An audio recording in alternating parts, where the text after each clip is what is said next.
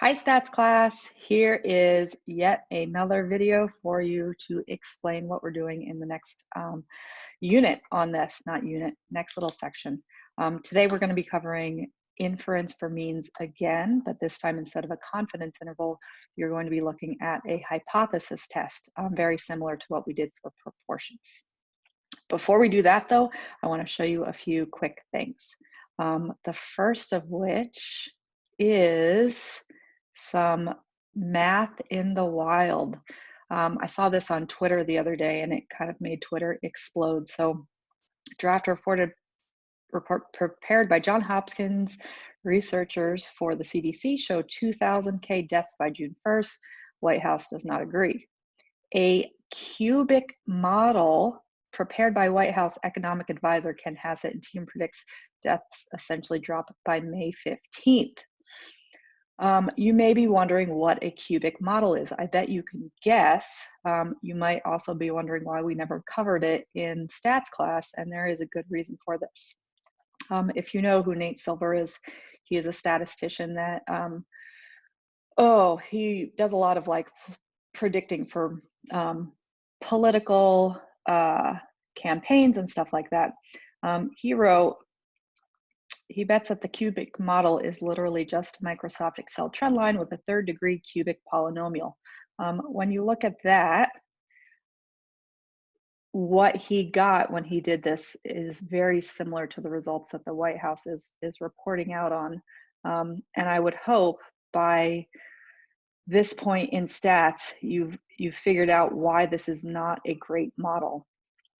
The other thing that people are pointing out, the White House said that after the 15th of May, which is, I don't know, right about here, there would be no more cases or deaths. I forget which one they were saying.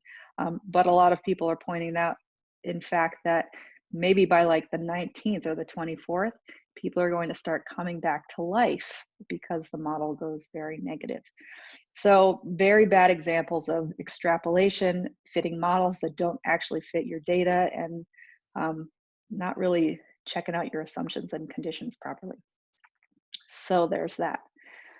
The other thing I wanted to show you is for the forums, I've changed this forum to be inferences for means. So chapters 23, 24, and 25. So basically from here on out, there's not going to be a different forum like we did before for these previous ones. If you have any thoughts or questions or something else, post those here. The other thing I wanted to show you was on our stats website. Hopefully you've seen this. If you're taking the AP exam, you can click here for some exam information info. So Ms. McDonald has put out her toolkit, some exam updates. The College Board has put out some stuff here. My guess is I'm going to be posting stuff more here sooner, or as the exam gets closer.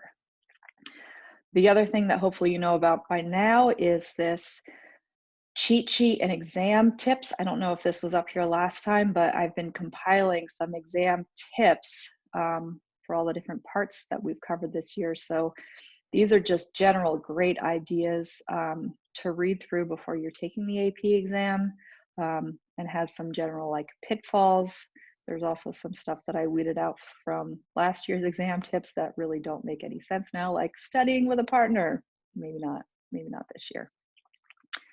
The other thing that hopefully you've looked at is this AP Stats cheat sheet.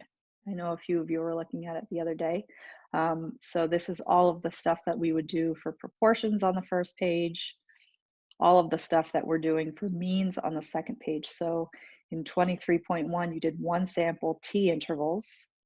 Today we're going to do one sample T tests. We've got the calculator inputs over here, and then all of the formulas that you would need.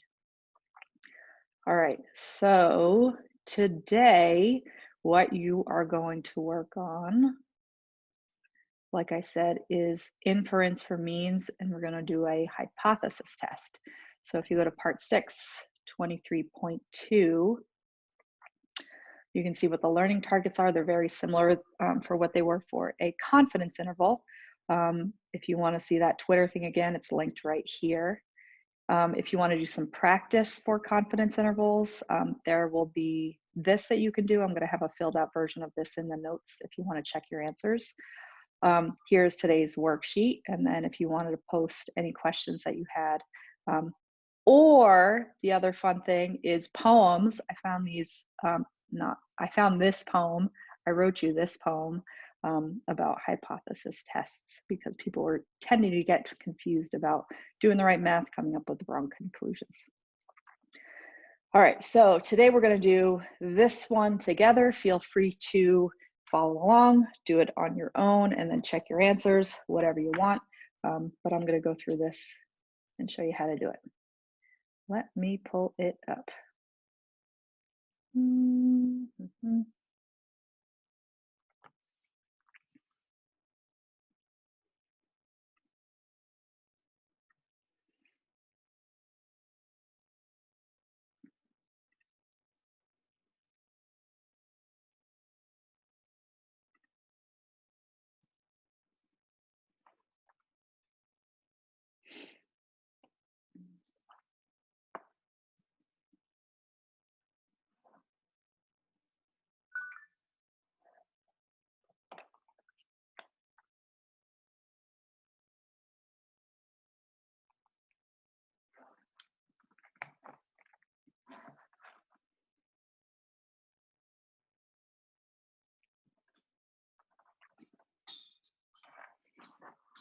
All right, hopefully you can see my iPad screen. Let's get this guy out of the way.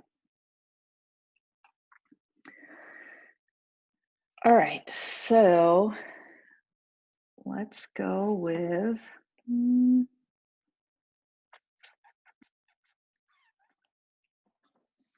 purplish for today.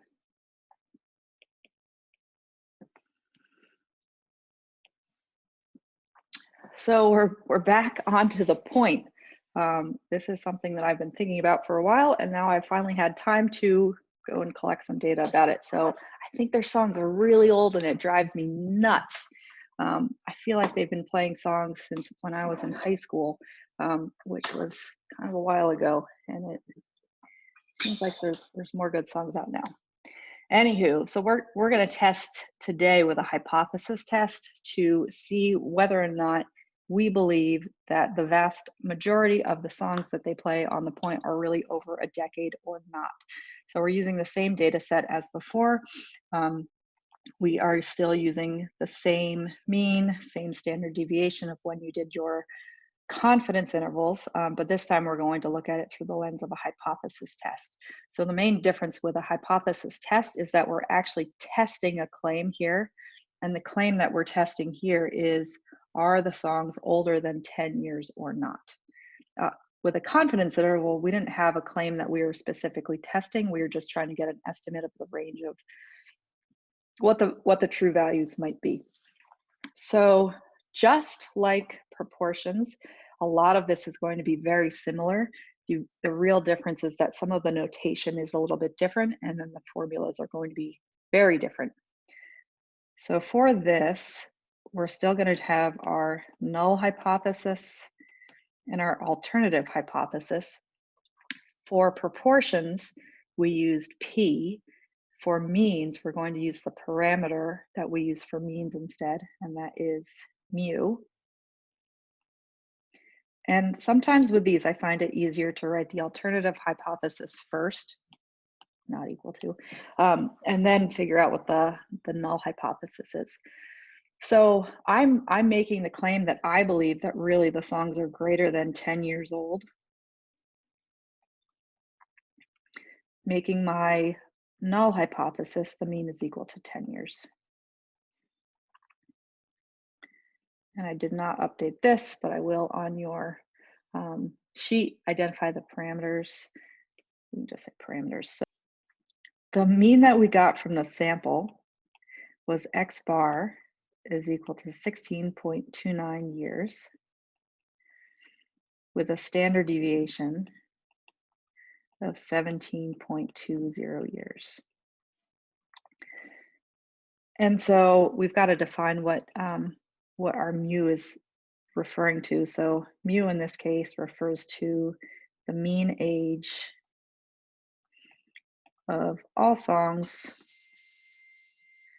played on the point.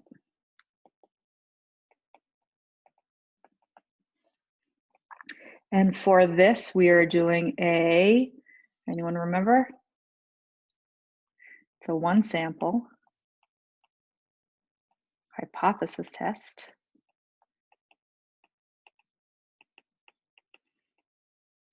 For means.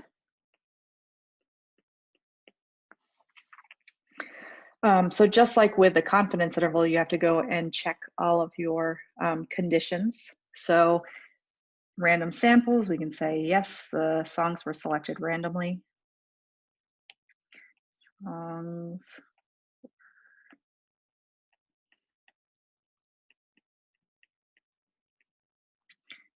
And we care about that because that lets us generalize.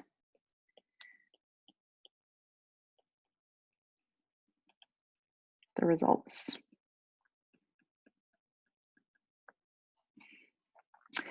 For this, for normality, you want to have some sort of a graph in there for the most part, unless it says assume that the data was normally distributed. You've got to have some sort of a picture in there. So if you want to use that picture from last time, we kind of had something that looked like this. And we can say the data is not normally distributed.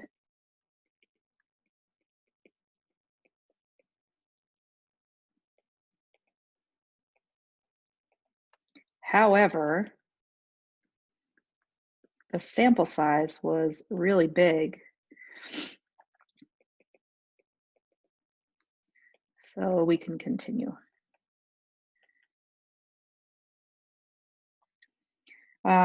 Independence or 10% if the context shows sampling without replacement. So I don't really know if one song that a DJ plays affects the next song that a DJ plays. I noticed in that playlist that there would be a few times where there were multiple songs played by the same artist. So who knows? But it doesn't really matter because 175 songs is less than 10% of all songs played.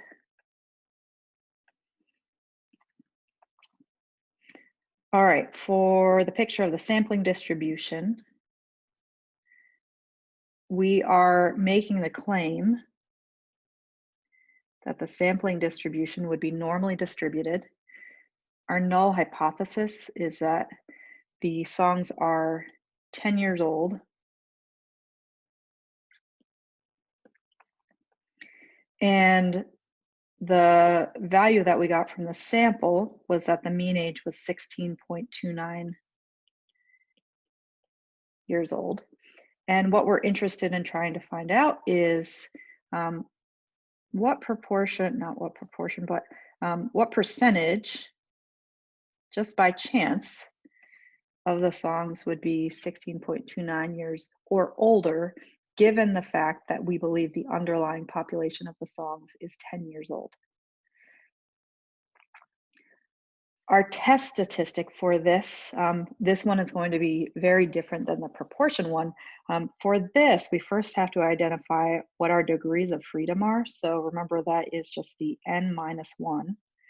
So in this case, it would be 175 minus 1, so 174. And usually the way that you show that is you can say the test statistic T with degrees of freedom of 174 is equal to, and if you forget this formula, remember you can go back to your handy dandy AP Stats cheat sheet, have a look at the one sample t-test and use this as your standard error. The top of it is going to be very similar to your proportions, where we take the value from our sample, so that would be X bar, and subtract it from what we think the parameter is really equal to in real life, divided by our standard deviation of the sample, divided by the square root of the sample size. So we've got 16.29 minus 10 divided by 17.2 over the square root of 175. When you type that all in,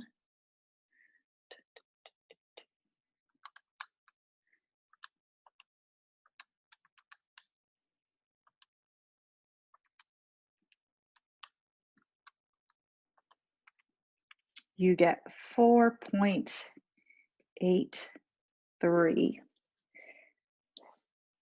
Normally, a standard deviation of 4.83, which this is standard deviations, might be a lot. With a t-distribution, though, remember that value changes depending on what your sample size is. So we can't just kind of look at this like normal and say, yep, it's really far away. We've got to look at our specific p-value for this t-distribution with degrees of freedom 174. Since 174 though is very high, it's going to be pretty likely that it's going to be very similar to what we would get if we were using a normal distribution. So the probability that our t-score with degrees of freedom of 174 is greater than 4.83. This is something that you would not use that p-value calculator for. Instead, you would have to use your calculator, or there might be some other applet that you can find, but you want a specific one for a t-distribution. So on my calculator, I'm going to go to stat, tests, t-test. I'm going to input my numbers as statistics, so I'm going to choose stats. My mu0 was 10, x bar 16.29, the standard deviation of x 17.2, my n was 175, and then I'm testing to see that the mean is greater than mu0. So when I calculate that, the p-value I get is 1.439. And you may be wondering, how on earth can I get a p-value that is higher than 100%? If you look at the very end of the number, it says e to the negative 6. So that means times 10 to the negative 6, which means I've got to move my decimal over 6 places. So this is really equal to 0.1234551. That is really small. Based on the poem that you just learned, when your p-value is low, you reject HO. So down here, we kind of know what we're going to do. We've just got to put these three pieces together. So compare the p-value to the alpha. Our alpha up top, it said use 0.001 to test this claim. So we can say our p-value of 0.00001 is less than alpha of 0.01. 001? 001. What this means is we're going to reject the null hypothesis, which says the mean age of the songs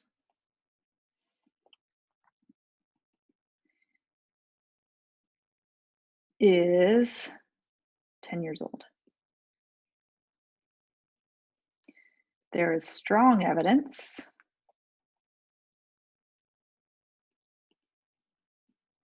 to suggest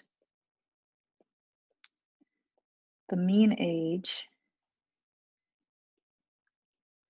of songs on the point is over a decade old.